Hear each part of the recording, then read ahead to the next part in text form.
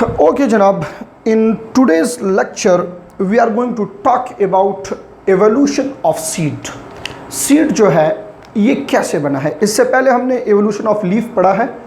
अब देखते हैं कि सीड कैसे इवॉल्व हुआ है, कौन कौन से स्टेप्स इसमें इन्वॉल्व है, और फिर आगे जाके हमने सीडेड प्लांट्स जो दो क्लासेस आपकी बुक में मेंशन है, जिम्नोस्पर्म एंड एंजियोस्पर्म, इसको पढ़ना है। ठीक है, गौर से देखें मेरी तरफ। The very first important thing that all seeded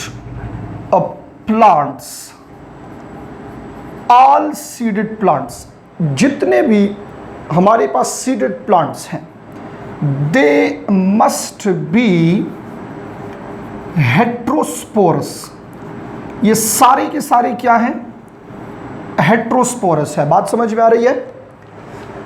अच्छा, अगर आपसे पूछा जाए कि सबफाइलम टीरोप्सिडा में हेट्रोस्पोरस है या होमोस्पोरस है, तो आपने क्या करना है? टीरोप्सिडा का जो क्लास फिलिसीनी है, ये हमारे पास होमोस्पोरस है। Adiantum is the best example. And Pteropsida का जो क्लास जिम्नोस्पर्म एंड एंजियोस्पर्म है, ये क्या है? This is heterosporous. ये आपको एमसीक्यूज के लिए याद होना चाहिए। अब आ जाए जरा स्टेप्स कौन से इन्वॉल्व है एवोल्यूशन ऑफ सीड में, इसको हमने समझना है, इसको सीखना है। तो बिल्कुल गौर से मेरी तरफ देखें। The very first step is heterospory, यानी development of two different type of spores. अब कैसे? एक स्पोर होता है हमारे पास microspore. This microspore is actually inside microsporangium. ये माइक्रोस्पोर कहां पे होगा? माइक्रोस्पोरेंजियम में। This microsporangium is also called pollen sac. इसको पोलन सेक कहा जाता है। अक्सर स्टूडेंट को इसमें मसला होता है, पोलन सेक क्या है, पोलन ग्रेन क्या है, एम्ब्रियो सेक क्या है, तो इसको आज साथ साथ क्लियर कर लें। एक होता है मेगास्पोरेंजियम, मेगास्पोर होता है एक। तो जो हमारे पास मेगास्पोर है, this is found inside megasporangium. Microspore inside microsporangium and megaspore inside megasporangium. This megasporangium is called embryo sac. इसको embryo sac कहा जाता है। क्लियर हो गई ये बात? अब याद रखें कि ये माइक्रोस्पोर जो है ना, this will germinate and give rise to male gametophyte. This will give rise to male gametophyte. Generally हम जो माइक्रोस्पोर है फिर मेल गेमेटोफाइट है, इसके लिए हम पोलन ग्रेन का वर्ड यूज करते हैं। और मेगास्पोर जो है, this will give rise to female gametophyte, जो बाद में जाके बन जाता है। एक मिनट जरा इसको ऑफ कर दूं। ये अच्छा जी, जो फीमेल गेमेटोफाइट है, ये बाद में जाके हमारे पास बनता है ओव्यूल। कैसे बनेगा? अब एक स्टेप वाइज हमने इसको सीखना है। गौर से देखें, मैं यहाँ पे बना रहा हूँ दो डिफरेंट चीज़ें। ये है एक माइक्रोस्पोरेंजियम, ठीक है, एंड इस माइक्रोस्पोरेंजियम के अंदर मौजूद है माइक्रोस्पोर। ये बन गया आपका माइक्रोस्पोर, ठीक है। अब याद रखें कि जो आपके पास मेगास्पोरेंजियम है, जिसके अंदर मेगास्पोर मौजूद है, जो बाद में जर्मिनेशन के बाद फीमेल गेमेटोफाइट होगा, ये है आपका मेगास्पोरेंजियम, ठीक है। एक लार्ज है, एक स्मॉल है।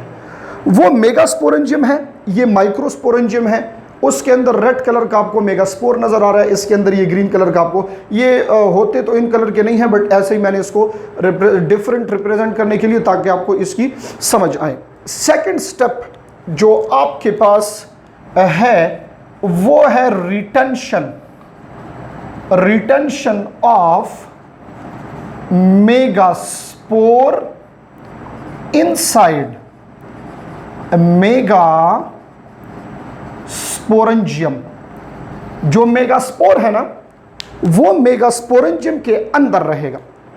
याद रखें, अगर आप स्पोर्स प्रोड्यूसिंग लोअर प्लांट देखें तो उसमें जो स्पोर होता है वो स्पोरेंजियम से बाहर निकल आता है। Try to understand the difference. अगर आप लोअर प्लांट्स में देखें तो जो स्पोर होता है वो स्पोरेंजियम से निकल आता है, बट इस केस में मेगास्पोर मेगास्पोरेंजियम के अंदर ही रहेगा।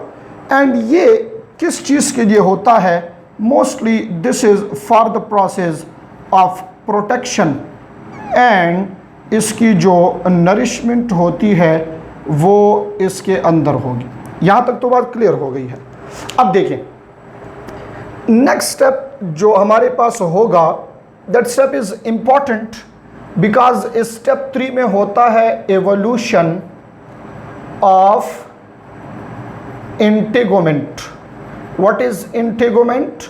This is an protective covering around megasporangium. Evolution of integument and ovule. Integument कैसे इवॉल्व होगा और इवॉल्व हुआ है, और ओव्यूल कैसे बनेगा? मेरी तरफ गौर से देखें, this step is very important. इस मेगास्पोरेंजियम से यहां आउटग्रोथ निकलेगा, और वो आउटग्रोथ जो है ये ब्रांच आउटग्रोथ होंगी। ठीक है, आउटग्रोथ निकलेगा इससे, इसके इर्द गिर्द ब्रांचिंग होगी, और फिर क्या होने वाला है? ये आउटग्रोथ जो है ये आपस में क्या हो जाएंगे? ये ब्रांचिंग आपस में ये फ्यूज हो जाते हैं। जब ये ब्रांचेस इसके आपस में फ्यूज हो जाएं, सो इससे एक थिक लेयर बन गया है। ये ब्रांचेस जो फ्यूज हुए हैं ये इसके इर्द गिर्द क्या बना? एक थिक लेयर बन गया है। This thick layer is actually called integument. इस थिक लेयर को क्या कहा जाता है? This is called integument. अब देखें, जो दरम्यान में आपको रेड नजर आ रहा है दिस इज मेगास्पोरेंजियम, मेगास्पोर। जो इसके इर्द गिर्द ब्लू आपको नजर आ रहा है this is walls of megasporangium, और फिर ये इसके इर्द गिर्द टफ लेयर रेड कलर का जो है दिस इज इंटेगोमेंट। तो इंटेगोमेंट कैसे इवॉल्व हुआ? जो मेगास्पोरेंजियम है इसकी आउटग्रोथ, उसकी branching and the branches fuse together, तो इससे क्या बन गया है? इससे इंटेगोमेंट। अब जब इंटेगोमेंट बन गया है तो आप यहां पे एक सेंटेंस अपने पास लिख लें। वो सेंटेंस ये है कि इंटेगोमेंटेड मेगा स्पोरेंजियम। देखें, मेगा स्पोरेंजियम था पहले से, अब इसके इर्द गिर्द क्या गया? इंटेगोमेंट। तो now this structure is integumented megasporangium. So integumented megasporangium is generally called ovule. Simple हो गया है। ओव्यूल की डिफिनीशन आप दो तरीकों से कर सकते हैं। इंटेगोमेंटेड मेगास्पोरेंजियम या सीड का वो इमेच्योर फॉर्म जो अभी तक सीड नहीं बना क्योंकि इसकी फर्टिलाइजेशन नहीं हुई। तो दो definitions, integumented megasporangium is called ovule और unripe seed is called ovule. Clear हो गई ये बात? अब ये स्ट्रक्चर आपके पास ओव्यूल है, integumented megasporangium. The very important thing यहां पे ये जो आपके पास मौजूद है microspore, this will germinate and give rise to male gametophyte. इससे मेल गेमिटोफाइट बनेगा, स्पर्म बन जाएगा इससे जर्मिनेशन के बाद।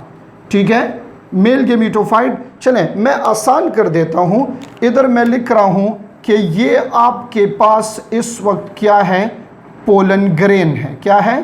पोलन ग्रेन है। अब मेरी बात बिल्कुल गौर से सुनिए, this step is very important. देखें, ये इंटेगोमेंट का फंक्शन इधर क्या है? To protect the female gametophyte और टू प्रोटेक्ट द मेगास्पोरेंजियम और to protect this megasporangium from external attack. कोई भी बाहर से आने वाली चीज उसको ये इंटेगोमेंट इस फीमेल गेमिटोफाइट की तरफ नहीं छोड़ता। तो ये पोलन ग्रेन क्या करता है? Which is the last step in evolution of seed, वो है हमारे पास evolution of pollen tube. Evolution of pollen tube, this is the last final step. गौर करें, ये पोलन ग्रेन जो है, this will arise a tube and that tube will get enter into the integument और मेगास्पोरेंजियम के अंदर ये आएगा और इसका ये जगह जो है ये एंड ये रप्चर होगा, दिस एंड विल रप्चर। देखें, अगर आपसे पूछे जाए पोलन ट्यूब एराइज कहां से होता है, pollen grain is responsible to arise a pollen tube. ये ट्यूब को एराइज करता है, बहुत सिंपल सी मेरी बात याद रखें, आसान सी बात याद रखें। ब्रायोफाइट्स में देख लें, फर्टिलाइजेशन जब होती है तो वाटर रिक्वायर्ड होता है कि नहीं? ब्रायोफाइट्स में मैंने बताया था आपको, फर्टिलाइजेशन के लिए वाटर रिक्वायर्ड है, स्पर्म की स्विमिंग के लिए। इस वक्त यहाँ इंटेगुमेंट वहाँ मौजूद है तो वो इस ओव्यूल को फर्टिलाइज होने नहीं देगा, क्योंकि ये स्पर्म भी तो इसके लिए एक्सटर्नल है। तो ये पोलन ग्रेन क्या करता है, ये पोलन ट्यूब एराइज करता है, वो इस इंटेगुमेंट को के अंदर चला जाता है और इसका ये एंड क्या होगा, रप्चर होगा। तो सिंपल है, यहाँ से जो स्पर्म है वो चला जाएगा और ये इस फीमेल गेमेटोफाइट को फर्टिलाइज करेगा। तो आसान है ना, ओव्यूल आपके पास बना था, बट अब क्या हुआ, वो ओव्यूल फर्टिलाइज हो गया। तो मैं आपको बता रहा हूं कि fertilized ovule is called seed. ये आपके पास सीड बन गया। This seed may be a monocot seed and this may be a dicot seed in case of angiosperm, और जिम्नोस्पर्म में this may be a monocot, और इसमें नंबर ऑफ कॉटिलिडन ज्यादा भी हो सकते हैं। इधर आप इस सीड का थोड़ा सा एक स्ट्रक्चर देख लें कि ये जब मैच्योर होता है तो क्या होता है। हम एक डाइकॉटिक सीड बना लेते हैं, ये आपके पास एक कॉटिलिडन, ये आपके पास दूसरा कॉटिलिडन, ये दो कॉटिलिडन, और इसके दरमियान में यानी ये जिस पॉइंट पे अटैच है, the structure on which cotyledon attach, this is called plumule। ये इसका प्लेम्यूल है। ये जो साइड्स पे आपको दो नजर आ रहे हैं ये इसके कॉटिलिडन है। The fleshy part of a seed is called cotyledon, ठीक है। और इससे यहाँ पे एक स्टाक लाइक स्ट्रक्चर अराइज होता है जो एब्जॉर्प्शन में इसकी हेल्प करता है। दिस इज कॉल्ड हाइपोकोटाइल, ठीक है। ये एक डाइकॉट सीड का सिंपल सा स्ट्रक्चर है। ये आपके पास बन गया है हाइपोकोटाइल, ठीक है। स्ट्रक्चर ऐसे होगा, मैं इसलिए मिटाया ताकि आपको कंफ्यूजन ना हो। कॉटिलिडन सेंटर पे जिस पे अटैच है प्लम्यूल, और ये स्टाक लाइक स्ट्रक्चर जो इसके लिए एब्जॉर्प्शन करता है, this is called what, this is called hypocotyl. ये हमारे पास सीड की इवोल्यूशन है। 4 स्टेप आपने याद रखने हैं। Development of heterospory, retention of megaspore inside megasporangium, evolution of integument and ovule, and finally the evolution of pollen tube। ये previous paper में आ भी चुका है। Which of the following step is parallel to evolution of seed? तो evolution of pollen tube is actually parallel to evolution of seed, क्योंकि ये need base है। जब ओव्यूल को फर्टिलाइज करना था तो स्पर्म को इंटेगुमेंट अंदर नहीं जाने दे रहा था, इसलिए पोलन ग्रेन ने क्या एराइज किया, एक ट्यूब एराइज किया। क्लियर हो गई बात। This is all about evolution of seed and in the next lecture we are going to talk about gymnosperm and angiosperm. एक में जिम्नोस्पर्म, दूसरे में एंजियोस्पर्म पढ़ लेंगे डिटेल से। ये 2 सीडेड प्लांट्स है आपके बुक के अंदर, एंड फिर इंशाल्लाह ये चैप्टर 2-3 लेक्चर्स में इंशाल्लाह ये चैप्टर जो है ये कवर हो जाएगा। Thank you so much.